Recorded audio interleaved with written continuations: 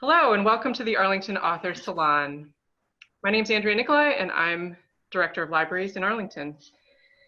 Tonight, our theme is Women Who Flip the Script, and we have three amazing authors with us tonight. Nina McLaughlin, Allison Adair, and Ronnie Newtill. Normally we're at the Kickstand Cafe. Obviously circumstances prevent that, so we are coming to you over Zoom. I want to acknowledge our partners, the Book Rack, Grub Street Kickstand, and my co-organizers, Anjali Mitterduva, Whitney Scherer, Marjan Kamali, and Amy Yellen. This is going to be recorded and then shared with ACMi, which is Arlington's local cable channel. And you will find links to where you can purchase the books from all of these wonderful authors on the Salon website, and the link will also be posted in the Q&A. During the course of this webinar, you can share your questions anytime. They won't be visible to the audience, they will be visible to me, and at the end of our readings, I will go ahead and go through the Q&A, and we'll have that at the end of the presentation. So with that, I am going to introduce our first author, our first reader of the evening, Nina McLaughlin. All right, Nina is the author of Wake Siren, Ovid Resung, a retelling of Ovid's Metamorphoses, told from the perspective of the female figures transformed, published by FSG Originals in November 2019. Her first book was the acclaimed memoir, Hammerhead, The Making of a Carpenter. Formerly an editor at the Boston Phoenix, Nina has worked for 9 years as a carpenter and is now a books columnist for the Boston Globe. Her work has appeared on or in the Paris Review Daily, The Believer, American Short Fiction, the Los Angeles Book Review of Books, the Wall Street Journal, Meat Paper, and elsewhere. She carves spoons and lives in Cambridge, Massachusetts. Thank you for being with us tonight, Nina. Thank you so much for having me, Andrea, and thanks, Anjali, and thank you for the Arlington Author Salon. I'm so psyched to be here with Allison and Ronnie. This is really a treat. I'm going to read a chunk from Wake Siren, and it's one of the it's a retelling of a lot of the sort of the Greek myths and Roman myths. And I'm going to read one that's a little bit of a lesser known one, and it's a character named Thetis. And again, these are all told from the perspective of the female figures who are transformed in the metamorphosis. I can tell you what I am. I'm a goddess of the waves. I can tell you what I do. I wink and change my shape.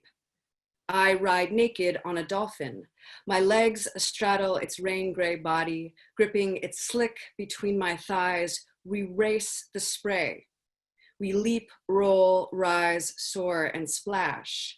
My clitoris against its dorsal fin, the cartilagian press. I yield and pulse with the rise and retreat of the sea. I am with the tides, the briny, murky depths, the swell and crash. I am always changing. I have my secrets. You have yours. I can tell you what I know. There are prophecies. There are truths from the beginning of things. Proteus told me, were you to get pregnant, you'll bear a baby boy, one who will outdo his dad. Jove wanted me, but he didn't want to be outdone. He sent Peleus, his mortal grandson, in his stead. Take that virgin as your bride, Jove told him. I woke one afternoon in living nightmare, Peleus on top of me. He pleaded, begged his case, this fragile creature who knows of ends. Who do you think I am? I wondered without saying. No, no, no, no, no, I said out loud. It was not the answer that he wanted, and so he moved toward force. Don't you understand? I thought.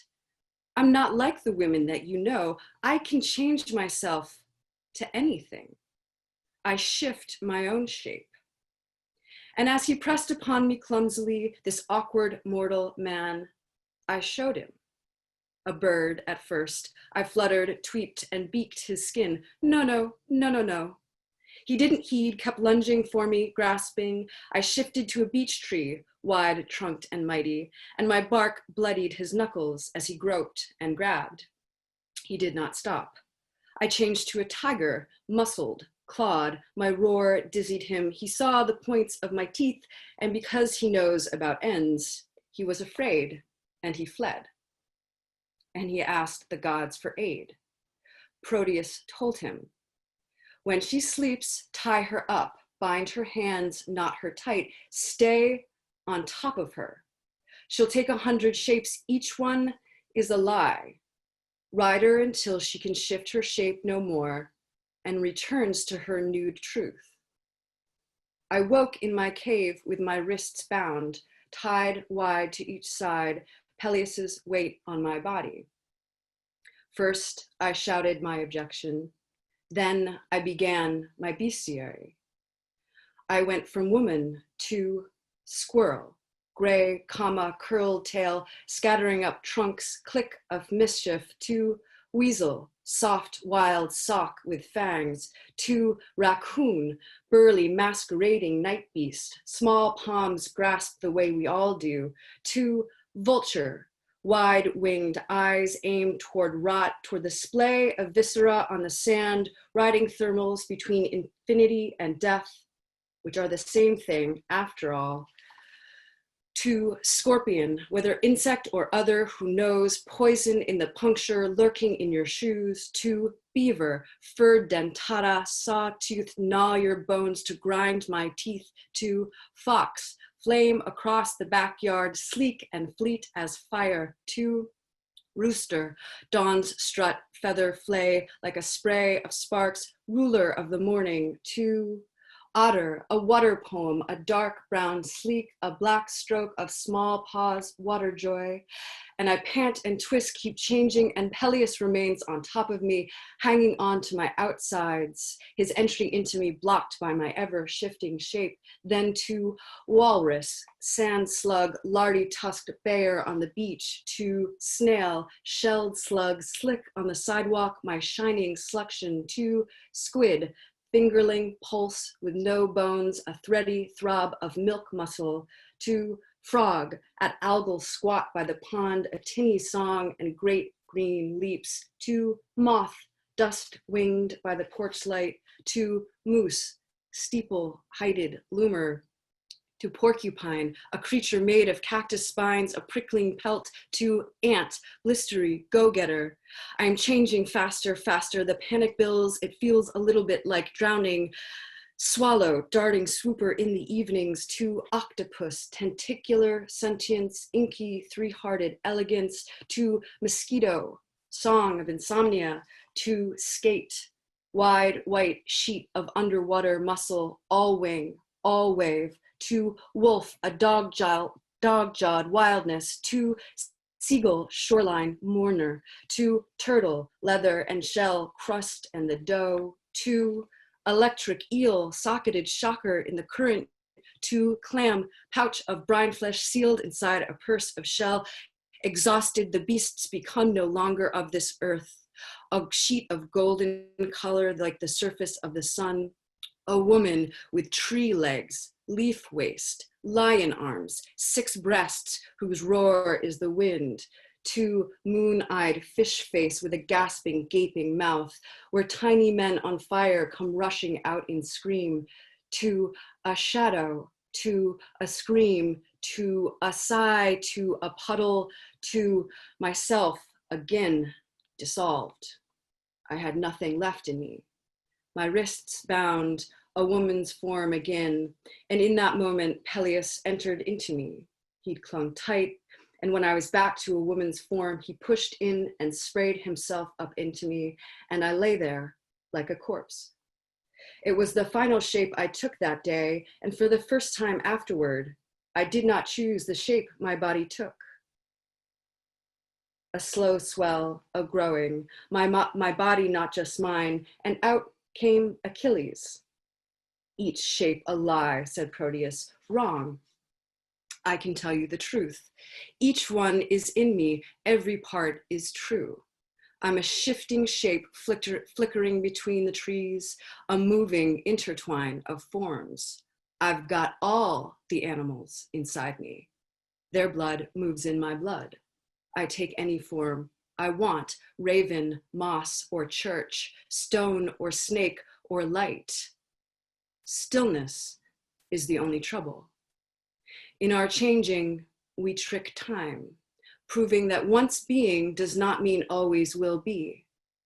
I choose my own shape. You choose yours.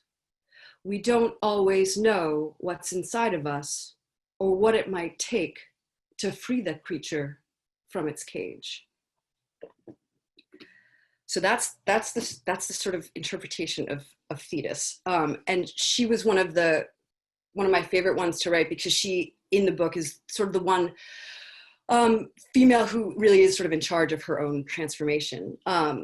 In the bio that Andrea read, she mentioned about the spoon carving. And one of the things that I think a lot about is transformation and change. And part of what I love about carving spoons is sort of this process of change from, a seed to a tree, to a branch, to a tool that you can use. So I'm just going to quickly, in this sort of show and tell mode, show that process, starting with a small branch from a sycamore tree, which is, I live near Harvard Square, near the Charles River. The sycamores line Memorial Drive, right near where I live. And so I occasionally just kind of bring home branches. So that's sort of phase one. Phase two, it's called a blank, a very crude kind of spoon shape, pretty thick, not very usable. This is maple. And then this is sort of the third stage. I'm not sure if you can see the texture. It's pretty splintery. It's pretty rough. And there's like, my blood is all over it because I cut myself a couple times. A smaller version in the same mode. Again, this is maple, splintery and rough, but you can get more of a sense of the sort of spoon shape. And then this is sort of a more finished flavor. I wish you guys could all feel it. It's quite smooth. And it's just a matter of sitting there with sandpaper and rubbing it with this beautiful mixture of beeswax and flaxseed. And here's the one more smaller little guy in the same sort of finished mode. So that is my sort of meditation on transformation, based on some of the stuff in Wake Siren, which is a book in large part about one thing becoming something else. Thank you so much, Nina. And now our next reader, Alison Adair. Alison Adair's debut collection, The Clearing, was selected by Henry Cole for Milkweed's Max Ritvo Poetry Prize and named a New York Times New and Noteworthy Book. Alison's poems have appeared in American Poetry Review, Arts and Letters, Best American Poetry, Kenyon Review, Waxwing, and Ziziva, and have been honored with the Pushcart Prize, the Florida Review Editors Award, and the Orlando Prize. Originally from Central Pennsylvania, Alison now lives with her family in the Boston area, where she teaches at Boston College and Grub Street. Please welcome Alison. Hi, everyone. Thank you for having me. I first just want to say thank you, as Nina did, to Anjali, Marjan, and Whitney for inviting me to participate. Also to Andrea and the Robbins Library, which I know primarily through all my copious interlibrary loans. So thank you for all of that across town. And then I'm really excited to read with Nina and Ronnie. And I so appreciate being able to, read with both of them. I loved a line from, I loved reading Wake Siren over the last week, but I loved a line from Nina's reading tonight, and I thought it was the perfect introduction to a poet. The line, "She'll take 100 shapes, each one is a lie." I thought that was a perfect line, since it really speaks to metaphor and all the stuff I'll be going over tonight, all the different shapes that I guess the speaker will be taking in my poems. So I'm going to start out tonight with a poem called City Life, because reading for the Arlington Author Salon is making me feel warm and nostalgic for my adopted city of Boston. And when I first moved here, you know, it was so unusual to me that it was so urban. A few years ago, my husband and I brought our daughter to the mouth of a trail. We were going to go hiking. And I'm so used to silence, having grown up in a fairly rural area and just outdoor natural quiet. But at the mouth of the trail, my daughter, who was about 4 at the time, put her hand on my arm and my husband's arm and stopped us. And we said, "What is it?" And she said, "Wait, we can't go in there." And we said, "Why? Why not?" And she said, "It's too quiet." And I thought, oh, wow, she's scared of silence, whereas I'm constantly, you know, aware of sound. So this poem is called City Life, and it reflects on the very different imprinting that we'll have. City life. My 4-year-old starts to rename everything in terms of rats. At first, the playground behind our apartment, Rat Park. We visit a rose garden, then suddenly it's a live rat park versus dead rat park. She's young enough to fear the living more than the dead, the way they hug the garage walls, run marble-eyed when we return at dusk. I hear her laugh at the blue bike some new tenant has fence-locked by the nest. She's learning to live a city life, asking if I've heard that and that, tipping an ear to the alley, cupping it with her hand small as a raccoon's paw. For her, death is the longest nap imaginable, maybe 4 hours. But we always wake at the end. I think of telling her, but don't, how I used to be afraid of rats, a transplant, more accustomed to field mice who'd come in through the Dutch door dividing cornfields, forest and grass airstrip beyond. How my first year here, I stopped rush hour to wrap the hit pigeon in a blanket, insisted on some natural dignity for the squirrel fallen from a tall Brahmin tree, brains frozen to the blacktop. How I tugged, then wrenched, but never for the rats. For months, I stepped around the fat wolf-colored one, skull-knocked by a parking Jeep outside my office as it grew flat and flatter, gas and liquid and old poison leaking into familiar ground until just tufts of rind and hair remained, and only for those who remembered. How I kept my distance day after day until I came to love him just in time.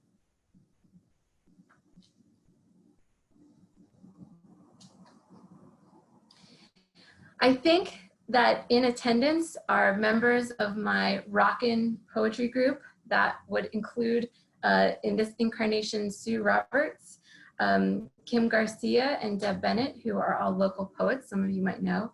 But in about 2013 or 2014, I wasn't really writing very much. This poetry group came to my door and made me start writing. So if you guys are out there, I want to thank you for that. This is one of the first poems I wrote, and the first poem I sent out to be considered for publication. And I got to thinking about one day my sister who had just had a baby, and I was very interested in how my niece, whose name is Marie, would know a certain version of my sister, which was different than the younger woman I knew. So I thought, well, shouldn't there be a record of who a person was in addition to who a person is?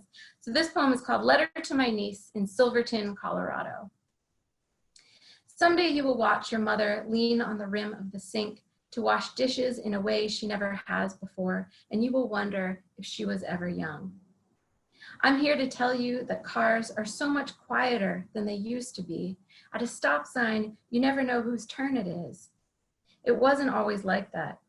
It used to be you could hear an engine from down the road and know whose it was and where it could take somebody. Your mother's hair used to be so light it glowed. On the summer boardwalk, people stopped to remark. Men asked questions. It got to where we could hardly make it to the gravitron before the line snaked back to the sea. Those days there weren't so many metal railings. If your timing was right, you could get close to things. To the ride itself, pistons gasping so loud you could almost see the thrust of greased air. to gears joining and unjoining themselves inside a dense black band, to your sister's impatient hand chiming pink shells on a bracelet, new, from someone we didn't know. She never answered them, just looked ahead and grabbed my wrist. Don't look people in the eye. It used to be that you got instructions. Then every ride began playing its own music. Your mother's white hair faded against the punch paper reams of old calliope, and soon no one could predict flats or sharps. I'm trying to say that waves used to roll in, then back out, that you could count on the moon to give off a little light. It used to be that idling cars might have stopped for the tide to watch it slide its wet hands up the day's sand line. But dusk grew tired of resisting, I guess. Or maybe the cars had always been waiting for us, waiting patiently for us to come to the window. If we got close enough, they knew they could stir the tiny oceans lapping in our shells.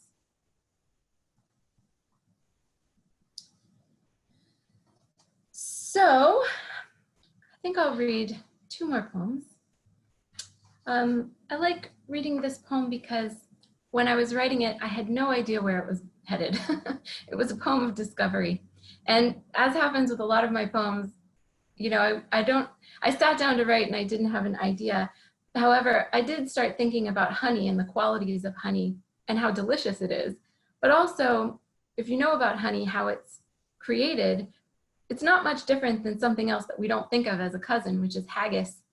And I started thinking, like, why would we embrace honey, this animal-made substance, but we would many people would have their stomachs turn at haggis. So that was the origin of this poem, and I had no idea where it would go. But we'll see. Honey. Of the sheep's 4 stomachs, which would we jar, which stir into tea?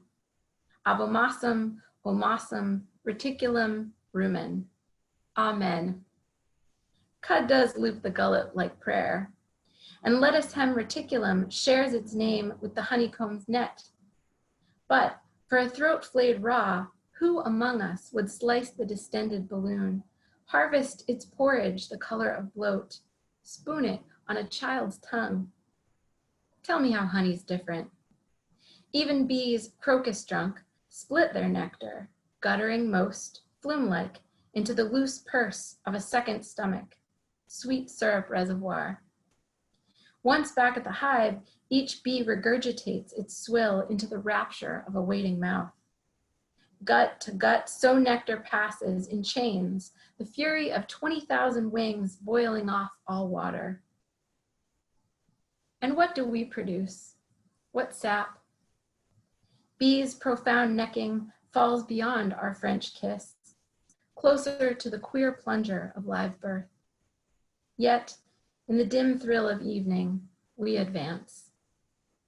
Why does a body turn inside out like a sleeve at the soft shock of lips unsealing, letting us in and out like a canal's lock?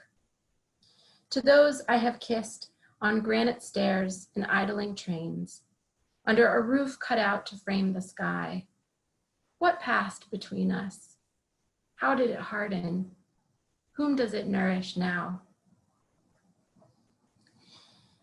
Before I read my last poem, I wanted to share my sensory experience. I really wanted us all to go out and look at the amazing harvest moon, but since we're not all together, we can't do that. However, I have something I hope will be a close second, which is, in fact, a YouTube video. Believe it or not, I get a lot of my ideas from YouTube videos. This is one from, I think, 2014. Yes, 2014.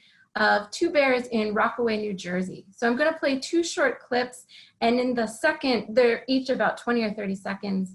In the second clip, I want, especially if you would, to listen to the sounds of the bears' communication.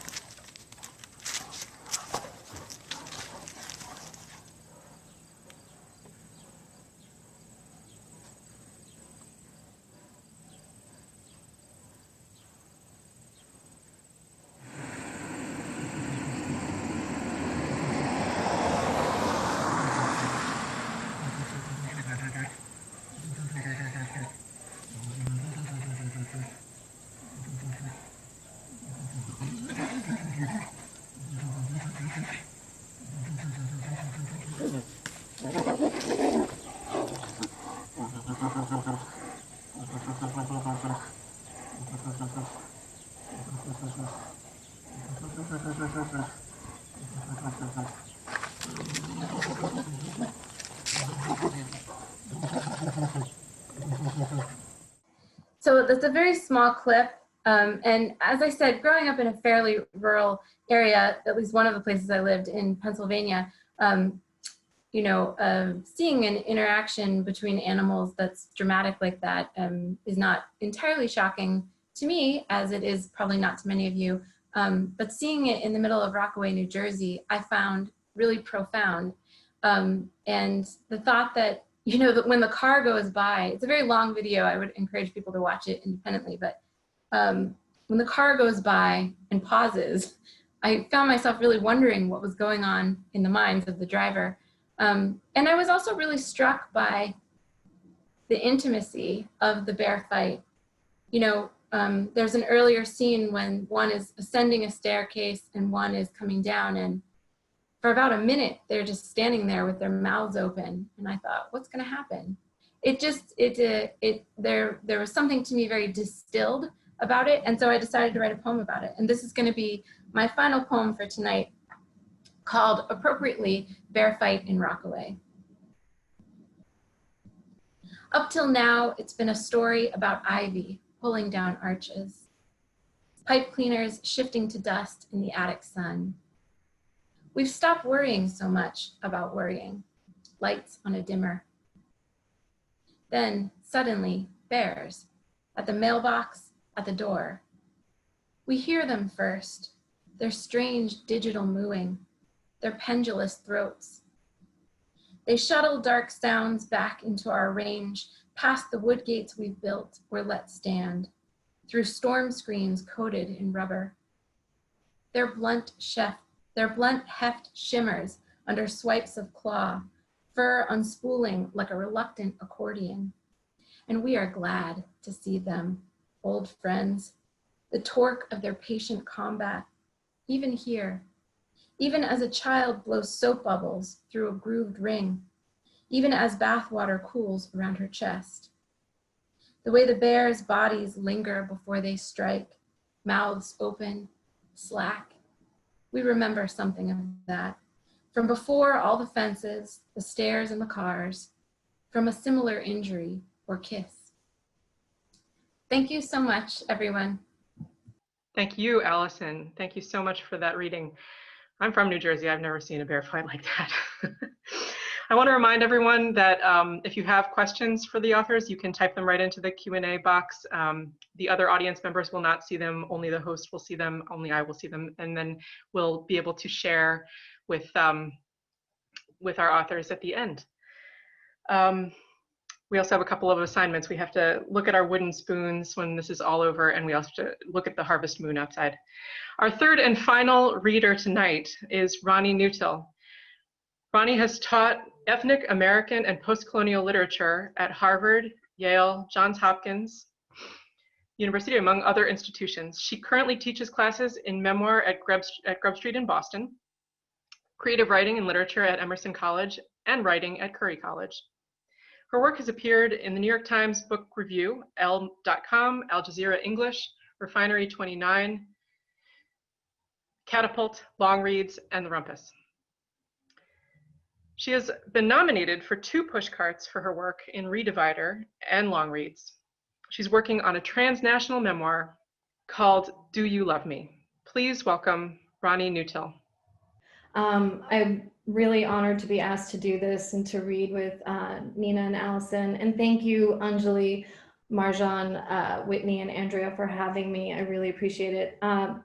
My sense is going to be sight. And what I have put together is basically a collage of images, photographs that go along with what I'm going to be reading. I'm going to be reading the prologue to my manuscript. So I'm going to share screen here. You need to go get your mother. It is a winter night in Cambridge, Massachusetts, where darkness falls at 4 p.m. Inside my bedroom, the baseboards hum, the lights are off, and blackout curtains block the streetlights. I'm in bed under a down blanket when I get the Facebook message from my cousin, Neeraj. The duvet suddenly feels heavy and buries my legs in a tomb of feathers as I sit with his words and register what they mean for me. A change of plans, a voyage across continents. More than a year has passed since I've seen my mother. What is wrong with her, I type. Neeraj tells me that he's heard my mother's health is rapidly declining. Her mind is moving in and out of reality. The urgency of his message is clear. My mother is in Kolkata, India with my aunt Shanta, my grandmother's fourth child. Every month I check in. Shanta Mashi answers the phone and the conversation is always the same. How is she? She is okay, I'm taking care, Shanta Mashi says. She never hands the phone to my mother. I never ask that she do so. With each declaration that my mother is fine, I feel relief. I do not have to go to see my mother. This time is different. I pull my legs out of the sack of feathers and place my feet on the wooden floor. I wander out of my bedroom into the living room where Will, my husband, is on the couch working on his computer. We've been married for 2 months.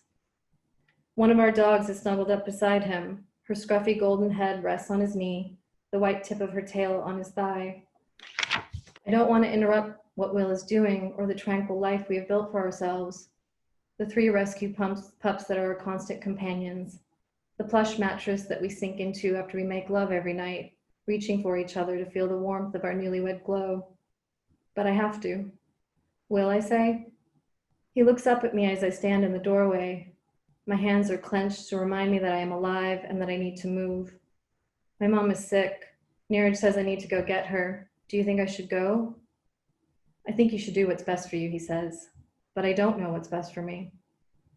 I became a professor to understand my mother's madness and the rupture between us. I wanted to know what made her the mother she was, what tales lay behind her tumultuous mothering. I read stacks of books that detailed South Asia's complicated history, enrolled in course after course in anthropology, literature, and feminist theory. As an intellectual, I tried to narrate how colonialism was a psychological condition that twisted and distorted the lives of my Dida, my mother's mother, and each of my aunts. I read about the effects of racism and sexism on the bodies and minds of women like my grandmother, my aunts, my mother. The chronicle was so complex and dense, I could barely comprehend its details and scope. A history filled with words like imperialism, melancholia, post-colonialism. None of this information gave me what I wanted, an understanding that could lead me to forgive my mother for how I experienced her furies, her refusals to seek help, her abandonment of her only child. Now I don't think of my mother in theoretical terms. My job is to go and retrieve her. Will and I sit together at our kitchen table as I plan my trip, furiously trying to find flights, arrange a rental car, and medical care for my mother. I can go with you, he says. I know Will wants to help, to care for me as he always does. His back is straight. He does not hunch over as I do. He has golden brown hair and Pacific blue eyes that view me as someone to love. But his white skin does not fit with the world of my mother, and my bond with her is one that rivals no other intimacy, no matter the violence. I have to go by myself. No, I say. I don't look at him as I refuse his offer. Instead, I pour cream into my coffee and watch as the black turns caramel. I know he understands. As I exit the airport, Kolkata smoke engulfs my face, laces my lungs, and stings my eyes. I want to take a shower and cleanse the film of travel, which feels like bathroom scum on my body. The sleepy residue, the texture of chalk on my tongue from a lack of sleep, the confusion about what date or time it is, but I know I have to go get my mother. A car arrives to drive me to my childhood home. I observe the traffic, how the scooters, buses, and cars maneuver around each other, the indecipherable way they communicate, the beeping, beeping, beeping of vehicles I've come to love. When I reach my Dida's building, I note how the soot across the mustard exterior hasn't seemed to grown or receded an inch. The building is a concrete archive of my family's history. It houses the stories of my 6 aunts, my Dida, and my mother, of me. So many tragedies befell the people in my family, so much fighting inside these walls. A file cabinet of old folders covered with dust and the oil-smeared fingertips of women's cooking each one labeled Poppy, Rita, Gayatri, Geeta, Krishna, Shanta, and my mother, Buku.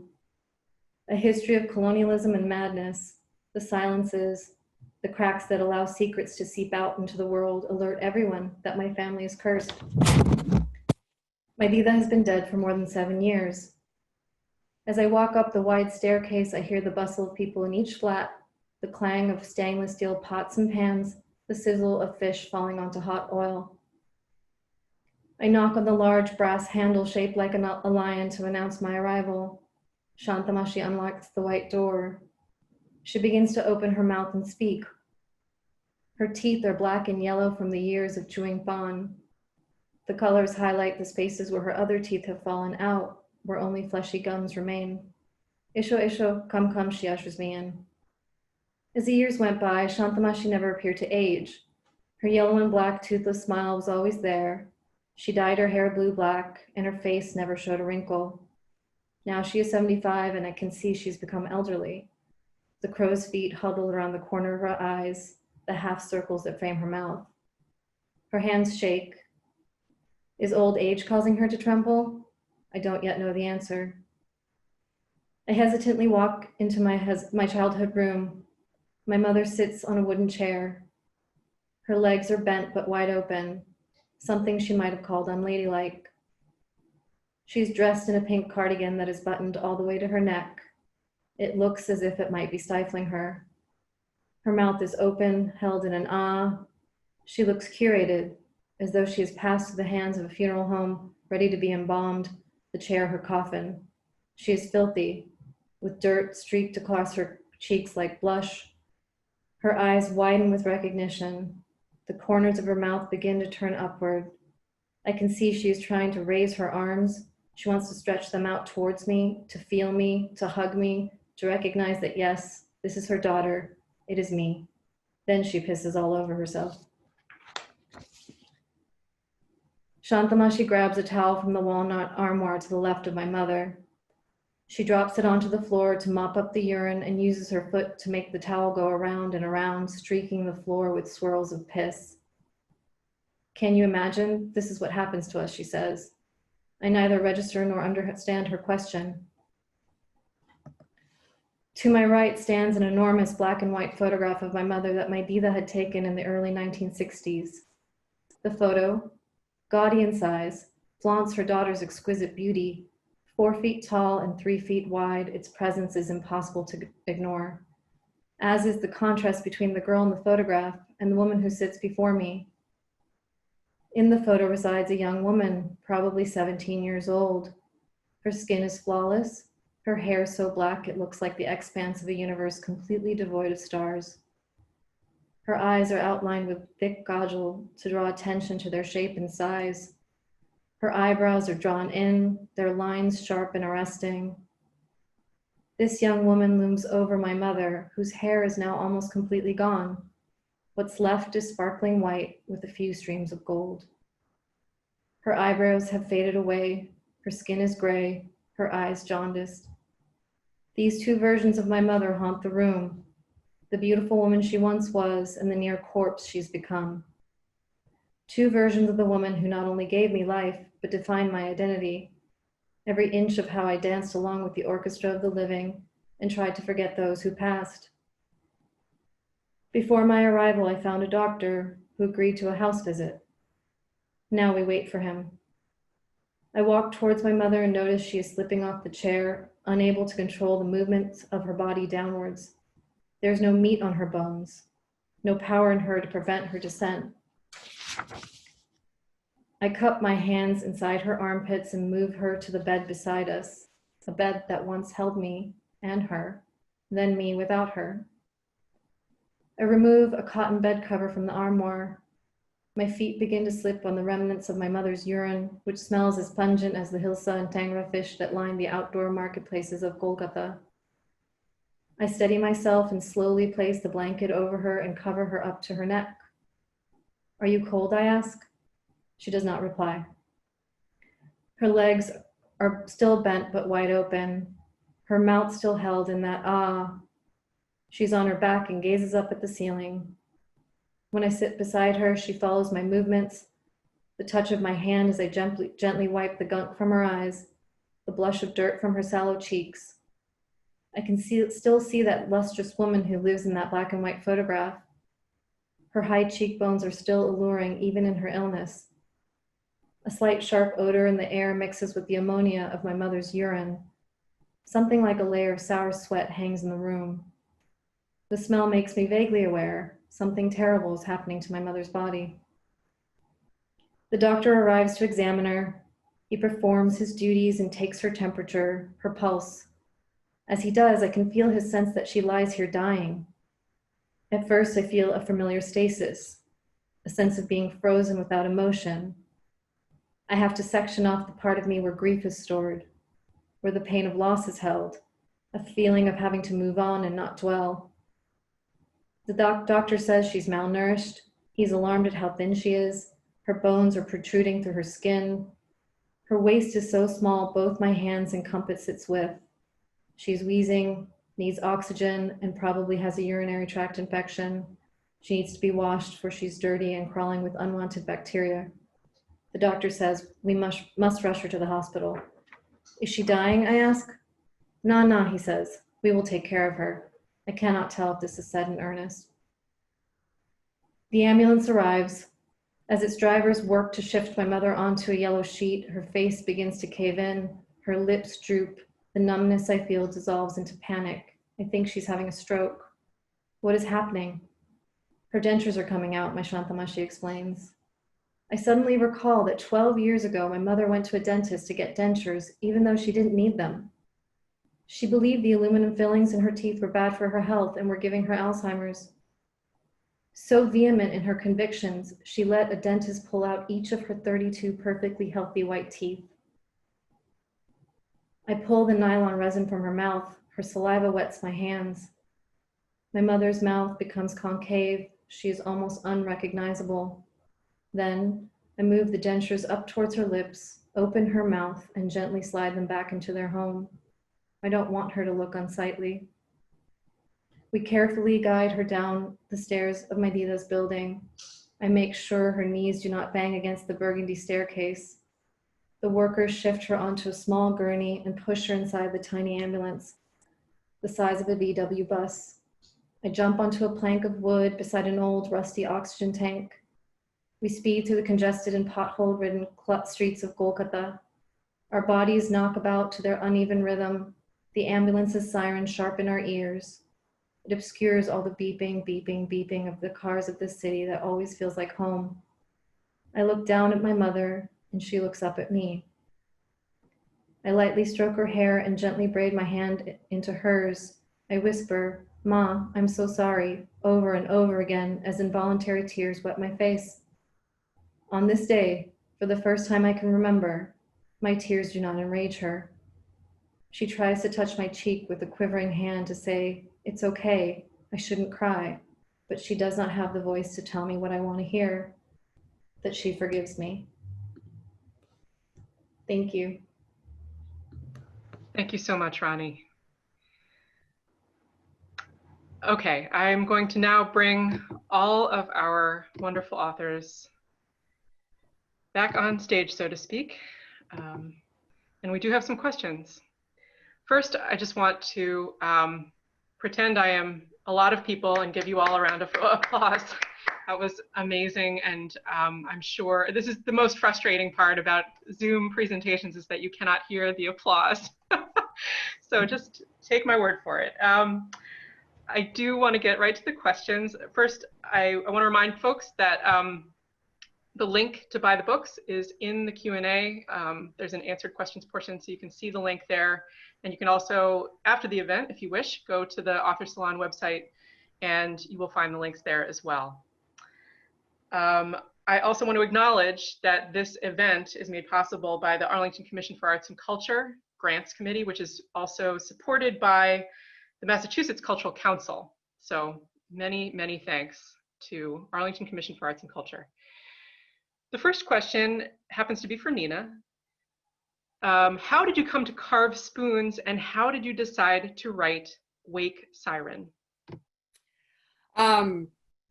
Sure. The spoons. So I worked as a carpenter for almost a decade, 9 years, and stopped about 2 years ago. I was doing renovation work mostly, and then sort of shifted to sort of more writing full time. And I was missing working with my hands. I was really craving that, sort of putting my mind into my fingertips.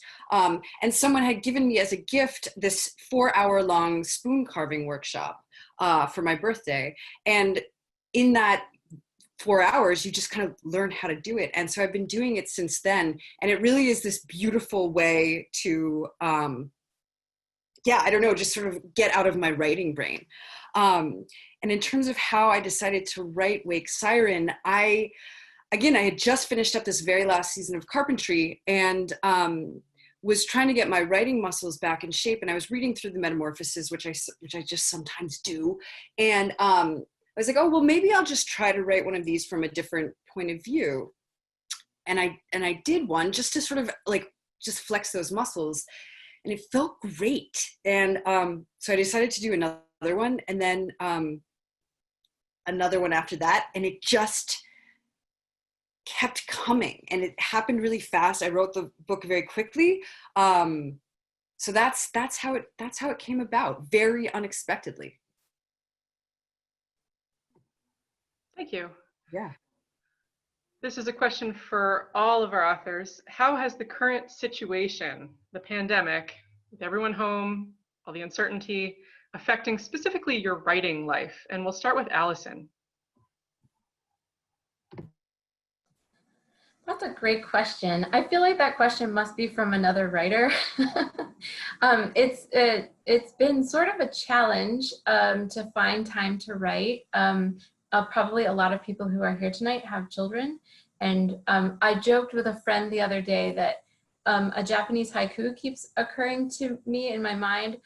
One man, one fly in a small room, which is like how it feels with me and my daughter since March, like looking at each other. So I haven't done a ton of writing, but what I have done is to do a ton of reading. And a lot of poets participate in something called the Seeley Challenge in August, which I did. And it's reading a new full collection or chapbook every day in the month of August.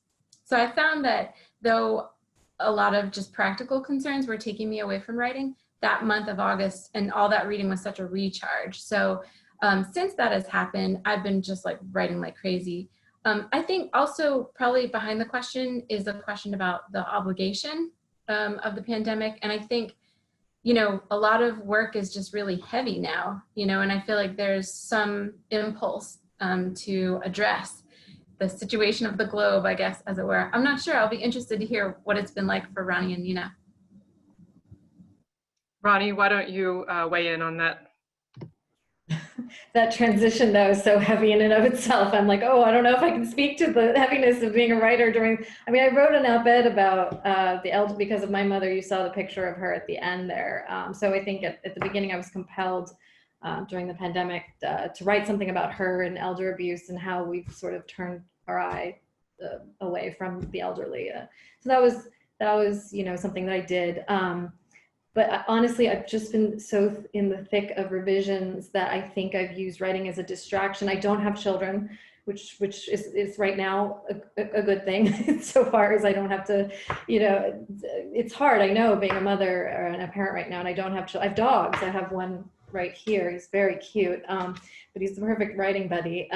So yeah, I've been so in the thick of revisions for my agent that I'm up every day. I write, and then I'm teaching 4 classes. So I'm just kind of in this bubble of doing that stuff. And with politics, not just the pandemic, but politics being so terrible, every morning I look at the New York Times headlines and I think, oh, everything is terrible. And then I go to my computer and I edit. And that seems to be something that I can do for some reason. I'm not quite sure I can articulate it better than that. So. Thank you, Ronnie. And Nina.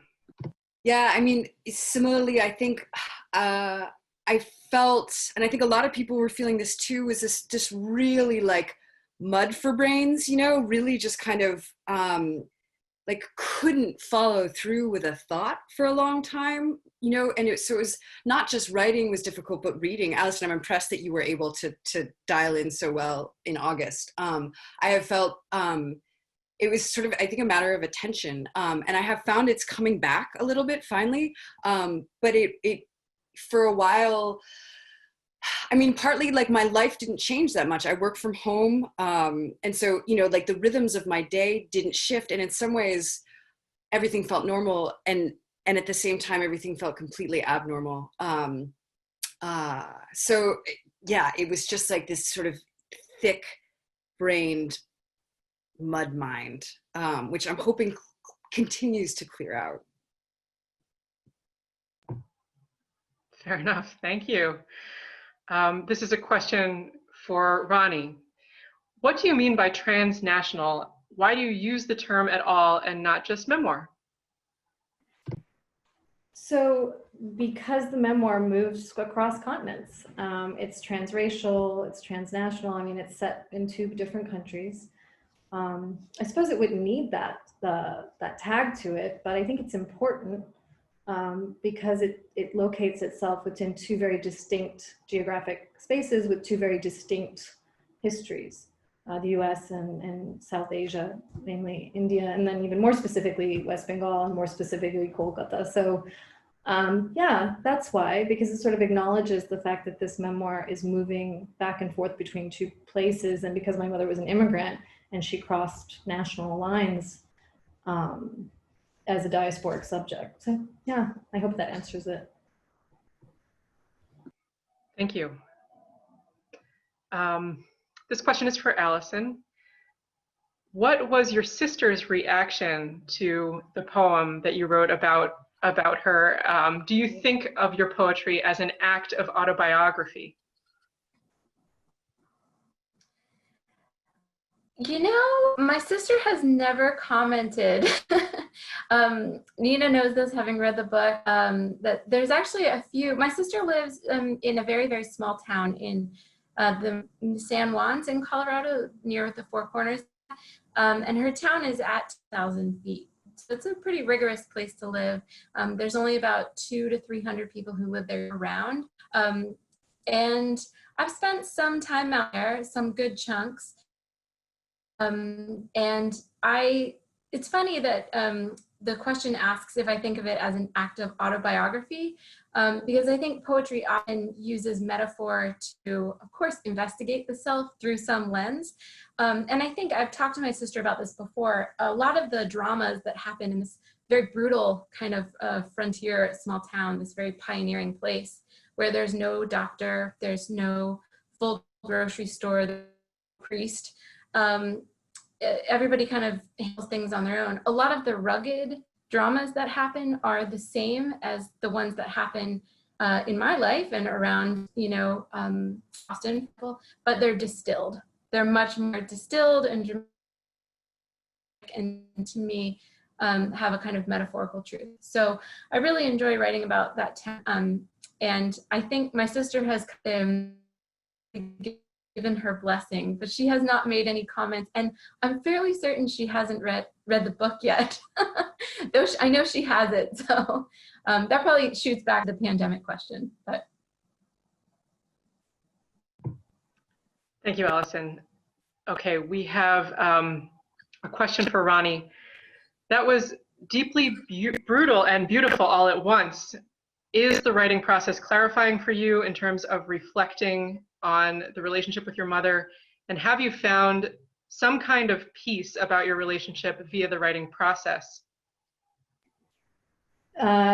That's a nice question. I think so. I don't know. I think the whole process of sort of unburying your mother and then burying her again, writing a memoir is very strange. You know, I often get this idea that it's cathartic. I think it's cathartic for sure. I also think it's this. I mean, you know, what will happen in this book, I have no idea. But I think it's an important story. It's about mental illness. So I think I also take this other sort of more historical, maybe, you know, unfortunately intellectual lens to it, which can be helpful in terms of gaining some distance from the story. But yeah, writing about it is definitively sort of a cathartic, and also it's a process of mourning, but then there's this added sort of, you know, not intellectual, political, or, you know, breaking a silence around mental illness in India sort of aim for the book, right? There's a lot of silence everywhere about mental illness, but one of the things is that I talk about a lot is the silence in India. And so there's sort of those two layers, you know, the personal story that's brutal, and then the story that is a larger historical story that I hope will resonate with people, you know. And quick follow-up for you, Ronnie, when is your book likely to be published? Oh, I have no idea. My agent is so hands-on that I'm on the 7th draft. So no, we do have a plan. I think we're in the finishing stages of, she's very hands-on, so she line edits. So I plan to get her the final copy in the next month or two. And then I'm hoping we send it out in January or at the latest March. And hopefully somebody buys it. Okay. And finally, Nina, a couple questions for you. Can you describe the process you went through to write Wake Siren? In hearing you read it, the questioner got the sense that you were sort of channeling something as you wrote. Is that true? And a second part of this question, what do you do with all the spoons? In terms of channeling, yeah, you know, I mean, that's actually a really accurate word for it. And I haven't had a writing experience like this in my life, and I sort of anticipate not having one again. It really did, like I said, I mean, the book happened over the span of 3 months. I was working on it every day, and it really did sort of take over to the point where, like, I did a spell check and sent it off to my agent, and it sold. And then reading it over for the first time after I got the edits back was sort of the first time I actually looked at it. Like, I hadn't read it over.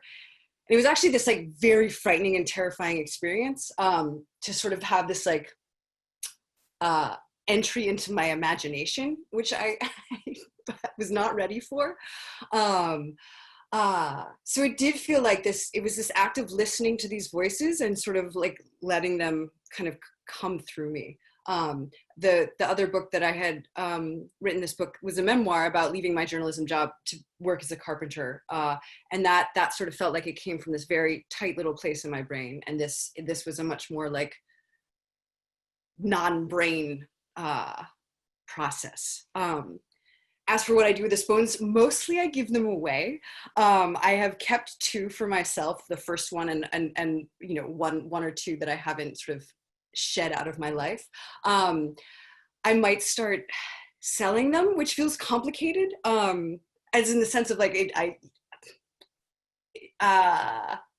it's, you know, how to value your own work. But mostly I give them away as gifts, as expressions of gratitude. Thank you. And that actually wraps up our questions. I want to, again, thank all 3 of our authors, Allison, Nina, Ronnie. Thank you so much for being with us tonight. I want to thank the audience for not having so much Zoom fatigue that you could not attend tonight. Thank you so much for coming out, so to speak, for this event. It's wonderful, wonderful to be able to host authors through the Arlington Author Salon. I also want to remind you that the link to the books is in the Q&A. And thank you all. I just also want to remind you that this was recorded and it will be available on ACMi. So yeah, thank you so much. And authors, please stick around after the event. We'll have a little confab. All right, thank you so much. Good night.